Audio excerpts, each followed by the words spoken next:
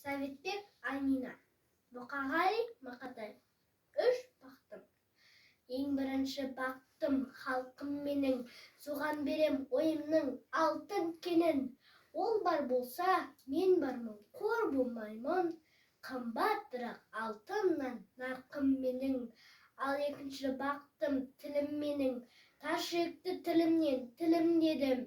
Кей-кейде дүниеден түңілсем де, қасиетті тілімнен түңілмедім. Бақтым бар үшінші отан деген, Құдай деген кім десе отан дерем. Оты сөнген жалғанда жан барсын ба, ойланбай-ақ кел дағы отауменен.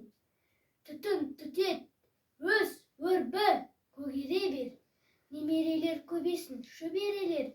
Жадыңда ұста, жақсылық күтпегесің, от емес оқ сұрасаң менен егер. Үш бірдей бақтым бар алақанда, мен ондай бақытты жаратар ма? Үш күн нұрын төгеді аспанынан. Атырау